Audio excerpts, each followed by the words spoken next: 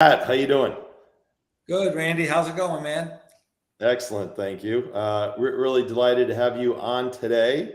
This is episode 121 of Tech Sales Insights. Really excited to have Pat O'Dell, who's a longtime friend, fantastic executive. He's CEO of CPP Associates, a fantastic bar, if it's allowed to still say bar these days, that he's grown over the years so well.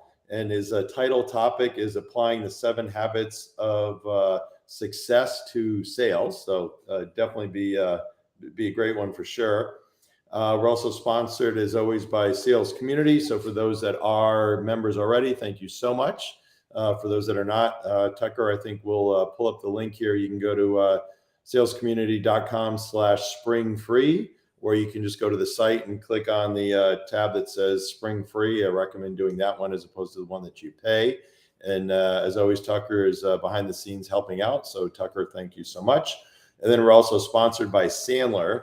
I guess their logo is supposed to be an E, and kind of interesting. But anyway, so they're a training partner of sales training partner of Sales Community. Everybody's known them, I think, for being around forever, but they've really been kind of revitalized and have some fantastic offerings, and are a key training partner to several of our advisory board members and others certainly in the industry. So Pat, I think we've known each other for probably 35 plus years. Certainly you've managed to keep your hair better than I have, but going back to the days when you're a rep, just kind of awesome and always on it and working it in relationship, and this has been fantastic to see you to grow the business. So always impressed with you. So fantastic job there. Pat lives in a little bit of time in New York, New Jersey, but mostly in Sarasota, Florida. So certainly a great spot. So joining the crowd coming down here to Florida. And besides work and family, he's avid person exercising, working out, and traveling, and then also really a student of the game, kind of reading and kind of improving that way and helping others. And I have also on my phone here, I got some help with some intro comments. So our friend Tom Hidanik, his was a little long-winded, but it was all good. So I didn't want to shorten it up. He says, I've had the privilege of working with Pat and CPP for over 10 years. There are 3 things that immediately stand out: customer first and commitment to excellence, trust and loyalty, outstanding sales and technical expertise that truly become a needed and vital extension of our sales organization. So that's fantastic. These values and principles under Pat's leadership have never wavered, and it's why we've always considered CPP a top go-to partner.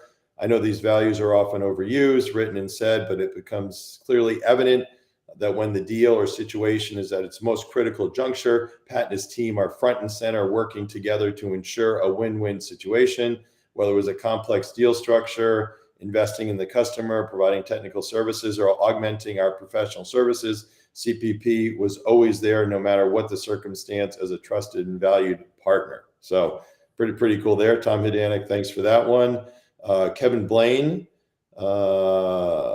Where's Kevin's? Here we go. Oh, here you go. So Kevin says, CPP has been a go-to partner for me for the past 12 years. So when choosing an HP partner to go to market with, CPP is always a top choice. Their approach to business continues to evolve to keep up with the most aggressive industry trends out there. They're one of the few HPE exclusive partners left, and continue to be a driving force in HPE's edge to cloud strategy. Whether public, private, or hybrid, CPP can design an industry-leading cloud strategy that suits any customer. I love that tagline. I think I owe them both some money. There you go. Well, yeah, you can see still a couple others. They flat out get it, and their leadership team of Pat and Paul, along with Dan, are instrumental in my team's success year after year. So Kevin Blaine, thank you so much for that one. Paul Hunter, who runs the P&L for North America for HPE, says Pat is one of the industry's great leaders. Having watched him and his brother build a fabulous business and evolve it over time to be both more relevant and more successful is inspiring. His customer relationships and integrity speak louder than his humility will allow. So really, really well said. And Phil Soper here says, Pat is a fabulous partner. He's authentic, direct, and constructive. He does what he says he will do 100% of the time. Super guy too. I'm glad he's an HPE partner, but his golf game needs a lot of work. So maybe we'll put that on your improvement plan for the year. So certainly lots of great commentary there for you, Pat.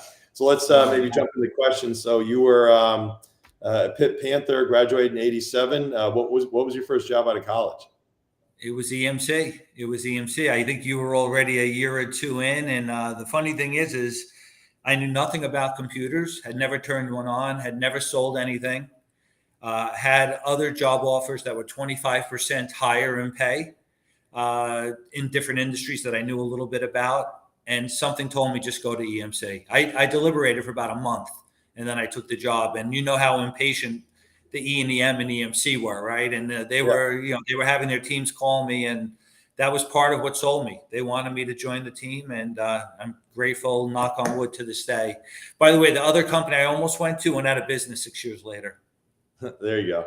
And what was your career trajectory after you started at EMC? I stayed at EMC off and on for about 7 years. I left I was there from 87 to 89, the end of 89. I left in 89. They were having, as you remember, a lot of trouble with the Guardian products at that point in time. Mm-hmm. So I talked to both the E and the M, Dick Egan and Roger Marino and others, right? Of course, my direct management, and said, listen, I love the concept. I love the vision, but I need to do something on my own. So I started my own little reseller business. And when EMC got back on board, got back up and running, it took about a year, right? Then Symmetrics came out after, started selling the products through the reseller, and then came back and worked there for a stint as well, handling some major accounts. In 1993, I left to focus more on my own business. I did consulting, companies like Amdahl Corporation, Fujitsu, Ernst & Young Division, Capgemini, several other smaller name companies. Did a lot of traveling for business. And then got involved with, various other organizations that were mostly in the storage data management area, either as a consultant of some sort or another. And then, helped Jonathan Jeans, who was the founder of CPP, to grow the company in the late 2000s. So around 2006, 2007, I got involved with CPP as a consultant first, then came on board, and it's been great ever since. Rest is history, huh? Basically, still being written. Awesome. So tell us what I think we have a good indication from the great intro comments, but tell us what you do. It is true. The only hardware that we sell today from a storage and server perspective is HPE. And that was a difficult decision at times, but we feel they have the most complete solution set in the industry. And we've always have felt that we'd rather be an expert and among the best in one than to be just good at 2, 3, or 4. So that decision has worked for us. Of course, we also offer a variety of services, cloud, right? I think a couple of people there mentioned cloud-based services. So we do a little bit with AWS, but Microsoft is really our key partner. As far as cloud solutions are concerned, Office 365, Azure, et cetera. And, we're involved in some automation. We've done some work with Automation Anywhere, the security organizations, Palo Alto, Fortinet, for example, and our own managed services. So anything that we sell, we can also make sure that it's managed down the line. And that, of course, has been a growing and a profitable business for us. So in a nutshell, our biggest claim to fame was very early on realizing the world was going to be hybrid and do free to low cost assessments that determine where a customer's workload should best reside, and then being able to design, implement, and then manage on the backside. Awesome. And what type of managed services do you provide? Really, any of the solutions that we sell, we have the ability to, through our own internal team or through partners, to manage. So that could be anything from hardware to software to services, et cetera. Oh, awesome. And are you still kind of regional, or kind of what's your geographic footprint? I like to say, and what's accurate is we proactively market in the Northeast region. maybe the East region, but mostly Northeast. But many of our organizations, right, think of how many corporate headquarters and regional headquarters in New York, New Jersey area. So many times we find ourselves, maybe 30% of the time doing business in different parts of the country, even different parts of the world. One of our global organizations right now has us quoting to do business in Mexico, for example. Okay. So, and we're working with another one for India in different locations. So I'd say it's about 25% regional versus the rest of the world. Awesome. And then kind of walk us through, you're obviously kind of smaller compared to some other folks we have on, but kind of what's your kind of sales org look like, and what's your go to market motion from, kind of, how do you get, how do you prospect, with the telemarketers on up to kind of enterprise selling and all that? Well, we do a lot of the heavy lifting ourselves. We're a little bit old school, but we do work with LinkedIn. We work with a marketing organization called TSRM, who do a fabulous job for us. We try to differentiate a little bit, right? I looked at one point, I think there's something like 50,000 VARs, people that do similar things as us in North America, right? 80,000.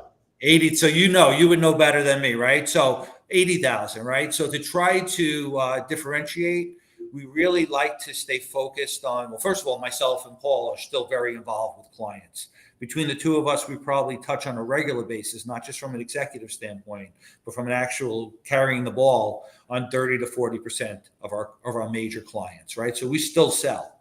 That's the first thing. The second thing we do is we have a very strong technical to sales team ratio. It's anywhere from 1.5 to 2.5 to 1 technical to sales. And we've been able to maintain that for the greater part of a decade. That's a very expensive model, but it's a model that our clients love. They really appreciate it. It gives us extra bandwidth to do things like those low cost or sometimes free assessments that I just mentioned. We call them infrastructure anywhere. And they were very, very helpful to our clients. And they would expect to pay $20,000 to $30,000 from one of the big consulting organizations, and we're charging in that $5,000 to $10,000 range. And if we feel there's enough business potential and we feel that the people are sincere in working with us, we'll do it as part of the table stakes to get into the business. Awesome. Very cool. And there's a comment here, I guess, from Dean saying, thanks, Tucker. So Tucker obviously did something for Dean. But for those that are watching along, certainly feel free to interject with any comments or any questions here along the way. And Pat, we'll get to them for you. So always appreciate that. So our title topic is applying the 7 habits of success to successful sales.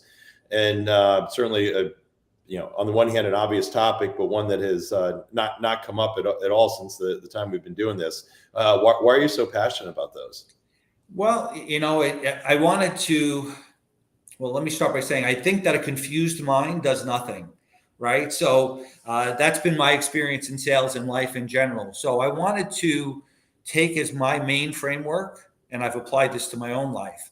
And then the people, my children, I think one of them might be on the call here today, and people I've led, they all know that I swear by this. And it came out in 1989, the book by Stephen Covey. Oh, we got to give a shout out. So which one of your, I was not going to say kids, if you're allowed to say kids anymore, but which one of your children's on? My son, Ryan, I think might be on the call. Oh, but, awesome. And Ryan, don't say anything bad about how many times I've talked to you about this. But in any case, it needed to be simple, right? It needed to be something that was simple and intuitive, right? Because confused mind doesn't do much. Right. So I find these to be very, very intuitive, very simple as we go through them. It'll be obvious if you're not aware of them. Probably most people on the call already are aware of them. And then secondarily, for me anyway, I wanted something that didn't just apply to sales, right? Because we're all much more than salespeople, even if we're a salesperson, right? We're business people, we're parents, we're, significant others, we're trying to take care of our health. So I wanted something, a framework that would apply to more than just sales in my life. And I feel that this does it as good or better than anything else that I've come across. That's awesome. So let's dive in. So the first one is begin with the end in mind. How do you apply that to sales? Sure. Well, actually, it's my first one. I juggled the order a little bit. Stephen Covey, I think, started with be proactive. I start with begin with the end in mind because I think it's really important to know what you're aiming for. Right? What's your vision? You need to know on some level where you're going, right? If you put a ladder up against the wrong wall, you might climb it really fast, but you get lost and you get tired, right? Yeah. You have to make sure it's up against the right wall. So I think beginning with the end in mind is the most important thing. And from my perspective, it was basically just knowing what I wanted to do when I was in sales. I'm still pretty competitive, but compared to how competitive I was 35 years ago, I'm a shell, right? So when I came into EMC, my goal, my vision, begin with the end, was I wanted to be number one, not number two, number one, right? And I aimed really, really high. There were, as you know, there were dozens, if not hundreds, of rock stars at EMC at the time. And I'm not even sure if I ever got quite to number one, but by aiming really, really high, I got pretty darn close in many different areas, right? So I think that's what I would take from this, right? If you're in sales, you need to know what you're aiming for. What's your goal? What are you trying to achieve? Is it getting new name accounts? Is it maximizing revenue? Is it maximizing GP? Is it growing product lines within a specific customer base? If you don't know what you're aiming for, you're not going to hit it. And one thing else I will add to this, I know we have a lot to cover. The best way to not make your goal is to aim to just hit your goal. I used to aim 3 to 5x above what I was aiming, and you always find a way not to get there, but somehow or another, I always got to my goal. And so that's a piece of advice I would give to the people that are young watching. Don't just aim it for the goal. Find out who the best sales rep is in your organization and say, I'll beat that person. And if you aim there, you'll probably almost definitely wind up doing things that make you much better than the average sales rep. That's awesome. Well, the way you knew your number one or top was you'd get the outstanding rep or manager, whatever plaque. So did you ever get any of those plaques? Yeah. And actually that, and then also I've lost them somehow in all my multiple moves, but remember they used to send out the weekly reports. They would rank the top 10, right? By revenue and everything, right? Well, it was all revenue for us at the time.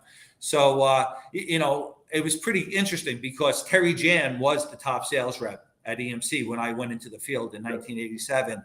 And he had like 5 or 6 real big accounts, Prudential, Bell Labs, we were just talking about. And I was the hunter, right? So it was really hard for me. I would have to basically do 50 sales to make up for his 5. So we had some good back and forths. I beat him a couple times. He usually beat me though.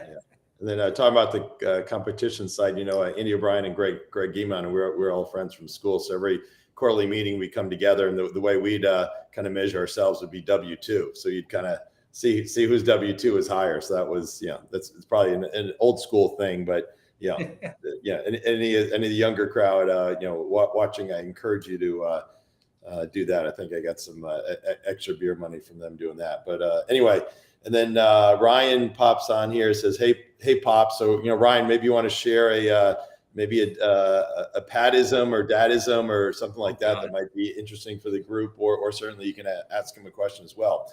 So the number 2, your number 2, which was Steve Covey's number 1, is throw the firewood in first, which is about being proactive. And I know there's a customer account, which I forgot if you're allowed to say or not, but I'll let you explain your number 2. Sure. Well, be proactive, right? From my and that's Stephen Covey's words. I say put the firewood in first, right? So you have to make the investments, but I could almost divide that into 2 parts, right? Be proactive means just doing everything you can, right? Are you making enough calls? Are you seeing enough people? Are you using your senior management and your technical team properly? Are you asking people for references, right? Whether today it's email references. Back in our day, it was actual letter of references we would get, right? And from a proactive standpoint, in a client example, what has turned out to be one of our biggest clients, it actually started by just in an HPE sales conversation, one of the managers mentioning that they were having a problem with this monitoring tool, which I had never heard of, couldn't spell, it winds up being Nagios, and that they needed help. They were working a deal with another partner, not CPP, another partner, and I offered to help solve the problem at no cost. So I had one of our smart technical people, certainly I couldn't spell it, but we had people who understood what it was. He helped. We went into our extended 1099 team, and helped them solve the problem, enabled a $3 million deal for another client of HPE, another partner, another client of HPE. And then we had their attention.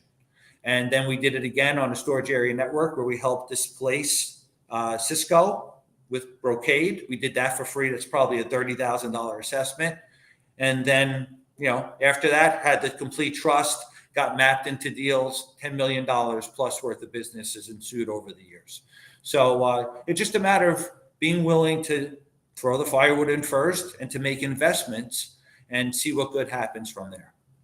Wow, fantastic. And thinking about combining those two, being proactive and the end in mind, just from a tactical sales perspective, just putting also in writing to the customer, recapping kind of where they're at, what's going on, and kind of what are the steps that need to happen in order to get the order, right? Which ultimately the ultimate end in mind is getting the order. And how many times do people not do that these days? Right. Anyway, so your number 3 is think win-win. What's that? It's a couple of different things. Basically, the only way to get absolutely fired from CPP is for a sales rep to knowingly do the wrong thing for a client, right? You're not in this business for 36 years. I'm in my 36th year if you're not focused on long-term relationships, right? So for me, part of the reason I started my own business, as you know, as great as EMC was, they were highly, highly focused on quarterly results, right? Once they went public in 88 or whatever year it was, right? Highly focused on that. If not monthly and weekly, but yeah. But for me, I wanted to do the right thing by the client, whether it was the end of the quarter, the first day of the quarter, 6 months from now. So that was part of the impetus, even though I was doing really, really well at EMC, for me to leave, because people thought I was crazy when I left EMC, and maybe I was. But the bottom line is that it's worked out pretty well for me to look for win-win relationships. So I think it was Kevin. No, it was the Fertica CEO, right? I looked at some of your old transcripts. He basically said there's 2 winners in every relationship, right? So there's the person who wins the deal. There's also the person who realizes that this isn't good business for them and leaves early. And that fits in a different way to the win-win scenario. So in other words, if I'm focused on the customer winning as much as I'm winning, I will have the courage to walk away. And I've done it dozens of times over the years. Basically said, hey, listen, Mr. Customer, I'd love to work with you. I realize you like us and you want to work with us. We're not best for you here, and this is why. But when I come back 6 months from now and say we're best for you, I want you to listen to me, because I won't say it unless I mean it. I've won millions of dollars worth of business by doing that. That's awesome. Andy O'Brien also has a write-up in the book, You Go to Sales Advisor, about finishing the value of finishing number 2. And even if you can get in your scenarios, kind of you don't get anything, but even if you can just get a small piece of the business, that's a foot in the door, and then that's an investment that then likewise you can reap rewards from down the road, helping out the customer in that win-win situation. So number 4 is pushing for first things first. Explain that one. Well, that's just about priorities, right? So, Tom Hopkins, How to Master the Art of the Selling. Great classic, right? Classic. They made us all read it. My Bible early on, right? Yeah. Mine as well. It was the first self-help sales book I ever read. Still to this day, even though it's relatively simplistic, one of the best. It was one of 6, I think, books that EMC made us read in 1987 through the training program. And in there, he talks about many, many good things. But one of them is, I must do the most productive thing possible at any given moment, right? And I know you had it drummed in you just like I did. The bottom line is, put first things first is doing the most productive thing. So we encourage both our sales and our technical team to make a list every day, 6 top priorities, and not just the 6 top priorities, but to rank them, right? Put them in order of priority. If you have doubt, do the first one, the most difficult one first, right? Do the hardest thing first if you're not sure what the number 1 priority is. And then, leave plenty of time, 1 to 2 hours, for urgent and or important stuff that comes up along the way.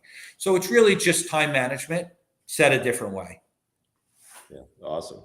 And then next one is seek first to understand and then to be understood.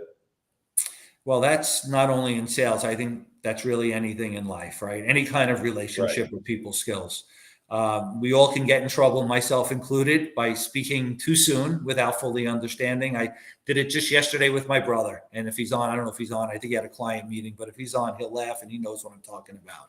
So it's really just about asking questions. And what I have found, even more so over the years, is that customers know exactly what they want.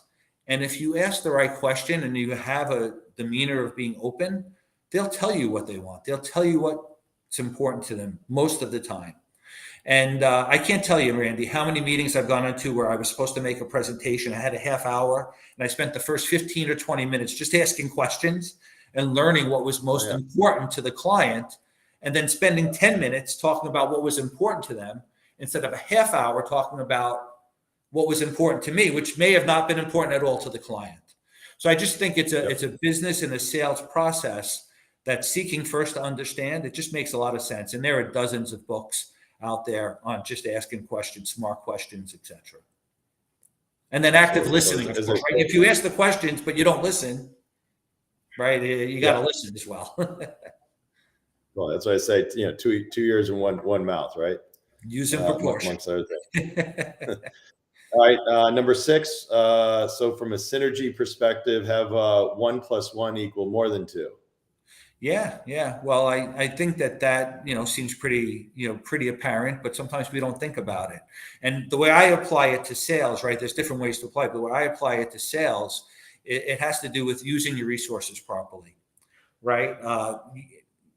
All of us have extended teams, whether it's management, whether it's executives above us, whether it's sales peers that could help us. They've been down similar routes, right, as we're going down, whether it's our pre-sales people, our technical people, operations people, right? We all work in these ecosystems where people can help us. But too many of us want to be lone cowboys and want to do everything ourselves.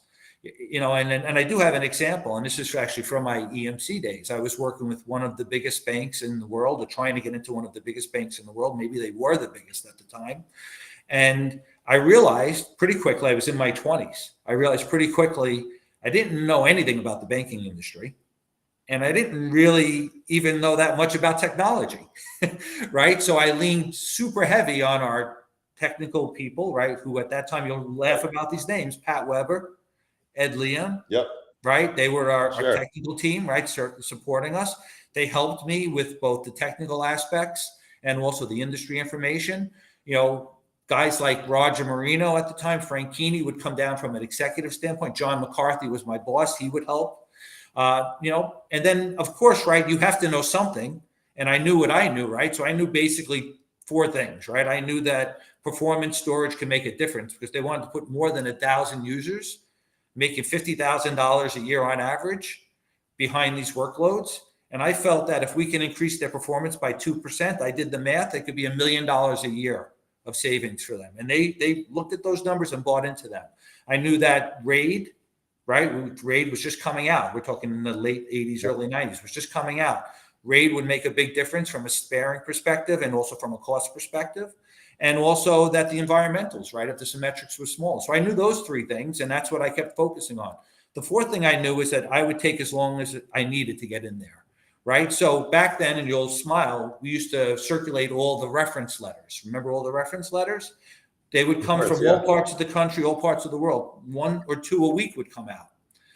Every week, almost every week, I would take that letter, type it up, copy it, bring it to an envelope, bring it to the bank. If I couldn't get in to see my client, which I usually couldn't, I'd leave it with his assistant, Michelle, or even at the front desk with the person's name on it, Paul, and he would get it, and I would talk to him the next time. And over the course of a year plus, it took over a year, 30 of them, he finally started listening and then ultimately became one of my biggest clients and one of EMC's biggest clients. Awesome. And what about the last one, number 7, sharpen the saw? Well, this is just practicing, and learning and being a student, right? Being a real student of what you do. Over the course of the years, I've probably read hundreds of, books, business sales related, taken multiple training programs. There's so many out there. Sandler is as good as any and better than most. It's been many years since I've gone through and really reviewed the program, but I still remember, right? The seven steps, right? I know there's 7 steps. I know equal business stature was a big deal. I know that they also felt like the think win-win, qualify, and if it doesn't make sense to withdraw, right? So, a lot of these things are all the same, and there's other really good ones, right? Miller Hyman is good. There's plenty of others that are out there, and happy to talk to anyone about any of them at any time. But the bottom line is, it's important to have a way of improving and then sticking to it and making it a lifelong habit. Awesome. And thanks for the Sandler plug. We're biased here at Sales Community to Sandler, so but certainly appreciate that. So really cool aspect, and might be interesting take doing a blog or post or things like that we can help out with. So we have here. So again, anybody that's watching or listening, feel free to comment, ask any questions at all. And we have from Hayden, the push-ups and sit-ups, Pat. Hayden works for my brother. He's a rising star at CPP, and I think I've told him at least twice, and that no one can do your push-ups for you, right? You have to do them yourself. I had an old high school coach who said that to me one time. It seems like a lifetime ago, but I still remember it. And as much as you want to help someone, ultimately you have to teach them how to fish. And then they have to go, fish themselves, right? And push-up analogy is something that we talk about a lot. Awesome, love that. And we have 2 questions we ask everybody. First one is, what advice would you give people that want to break into tech sales? Wow, without being redundant, right? Because I've just said a lot. I would say that you need to understand what the table stakes are. And the table stakes for tech sales are a little bit higher, I think, than a lot of other sales because the rewards are so much higher, right? I used to laugh and say that we could get paid like brain surgeons and I could barely spell surgeon, right? And it's true if you're really good at tech sales. So I would say that, and I might be plagiarizing from Kevin Haverty a little bit, right? Table stakes are hard work, street smarts, and people skills, right? But I would also say EQ and IQ are really important, right? You have to be smart enough. You don't need to know product knowledge right away, but eventually you have to understand how the solution set will benefit the client. And that does take a level of intelligence, right? So I would say to make sure you work on that, I would say just become a student. Long-term perspective is so important as well, Randy. Warren Buffett, right? I'm going to say 2 things about Warren Buffett. One might be well known, and I don't know if the second one is. He made 99.9% of his wealth after the age of 50. After the age of 50. That's probably more commonly known. What is less commonly known is he went right out of college. He went to work for his idol, who was Benjamin Graham, who wrote, co-authored security analysis.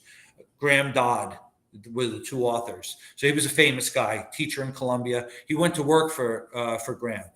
He was so excited about the opportunity. He moved from Omaha, Nebraska to New York to work for him right out of college. He realized when he was there a month that he had no idea what his salary was. He didn't even ask what the salary was, right? So think about long-term commitment and doing what feels right. I think it's more important to do what you believe in. And over time, you'll do what it takes because it won't seem like work. You'll learn it on your own. So that's the advice I would give to people breaking in. Awesome. And Tucker, we have a question from Dean, or I guess he's a comment, sorry. I can remember emulating the way Pat and Paul spoke and handled themselves when I was a junior rep at HP. They're great. So nice comment there, Dean, appreciate it.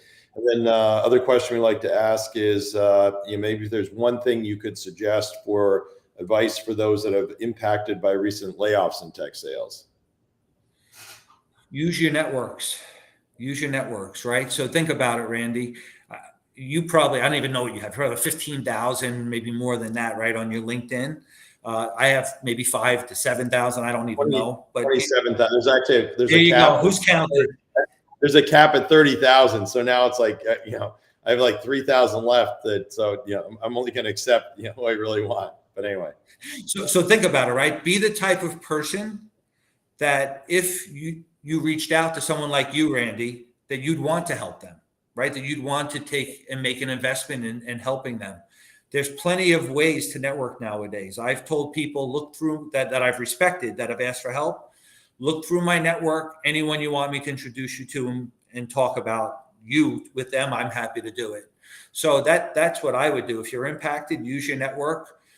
Use it as an opportunity to sharpen the saw, right? Going back to the 7 habits, right? And think about win-win, right? There's stories out there about people, even during the Depression, that if they thought about win-win, if they went into even businesses that had no help wanted, there used to be no help wanted signs back then, right? They would put them on the doors.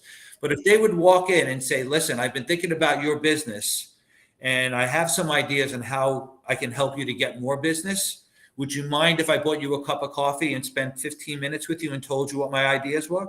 I know if someone walked into CPP's offices right now and said that to me, even though we're doing well, I would say, bring it. I'm listening. Tell me how I can increase my business. So that would be the main things that come to mind on how I'd answer that. Awesome. What about examples of some sales leaders that you respect and why? Wow. Lots of them. Greg Guimond, my first sales manager at EMC, super organized, tremendously articulate, planned, pre-call planning was impeccable. Tom Heiser, who was my second level boss, amazing. All same as I just said about Greg, unbelievably passionate. I can remember us literally almost getting into a fist fight after we got thrown out of an account because the Guardians went down because we were both so passionate, and then we laughed about it a half hour later. Guys like you, Randy, one thing I'd say about you that you've said something over the years, besides just caring tremendously, and Zig Ziglar says, people don't care how much you know until they know how much you care. And you certainly epitomize that. But you also said something that has stayed with me, which is have 100% say-do ratio. If I say it, you do it, right? And that's how you are as well, right? So that's a great mentor. It's funny, Greg Scorziello was the guy who recruited me to EMC. And, his passion, his belief, it sold me. Think about it. I wasn't independently wealthy. I had other job offers that I knew with paying 25% more, and I still went to work for EMC where I knew nothing about it. So that's just and there's been many over the years. My parents are my best mentors. Talk about a say-do ratio. My parents said it. There would be a better chance of the world ending than my parents missing something that they said they would do and not do it. And that's how strongly they felt about it. So, there's just a few of just mentors in my life. Awesome. Love that. Yeah. Scores.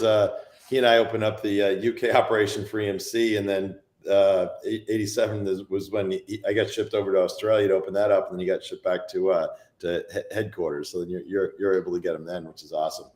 Yeah. And then Tucker also just posted the link for my book, which obviously I strongly recommend, salescommunity.com/book. A lot of the folks you talked about have contributed in there, and some real good stuff, I think. It's a great book, highly recommended. And what you've done is you've condensed some of the best ideas from some of the smartest people in this industry and put it in one format. I know that we offered, I hope that everyone on our team bought it, but we offered to buy copies for anyone on the team and have them expense it. And I know it's helping our team. Awesome. Well, you get nothing when it goes through Amazon. So I suggest that using the link that we have. But anyway, so thanks. I appreciate it. And then what about, we're getting on here toward the end. So again, any closing comments or questions from anybody, please feel free. What about if there's one thing you could give yourself, your younger self, advice on? What would that be? Be a little bit less intense, right? Smell the roses a little bit more. Not too much more, because the competitiveness and the hard work is what gets you ahead in life. But just understand there's a bigger picture and a long-term perspective. And I learned that over many years. But that's what I would say. for me personally, other than that, I feel pretty good about how everything's turned out. Awesome. Yeah. Lot to be proud of on all fronts. So congratulations for that. So I always have to watch now this last question. If you have any PG Randy story to share, and I'll hold my breath. No, it's all good stuff. So does the name Jim McDonald ring a bell in your head? Not specifically. Sorry, Jim. He was at Hudson United Bank, which was a bank that you and I went together on a sales call in Jersey City. You were the IBM product manager at the time. So we're probably 87, 88. And we were talking to them about main memory for their 4381s. And I prided myself on being prepared and having tremendous follow-up. And then I brought you on a sales call. And I just realized that I had some work to do, right? Because you set the bar really, really high. I almost was embarrassed. You were more prepared with better questions than I had. It was my account. And you did the follow-up more thoroughly than I did at the end of it. So that's the Randy Seidel I know and I remember. And thank you for being a role model, buddy. Thanks. I appreciate it. Yeah, I don't remember that at all. But anyway, so glad it could help. You know, you make impacts on people that you never even remember. That's 35 years ago. Crazy. Thanks. You did that the years correct though. Anyway, so Pat's been awesome. Thank you so much. Thank you so much to Sandler for sponsoring this fantastic sales training sponsor of Sales Community. And as always, for those that are members of Sales Community, thanks. For those that are not, Tucker can maybe throw the link on there again. So thank you so much. Next week, we have episode number 122 is going to be next Wednesday, April 22nd. Gabe Pinchev is CEO of Field Pulse, really cool company. So Pat, can't thank you enough. Tucker, as always, thanks for your help behind the scenes, and everybody have a great week. Thank you, Randy.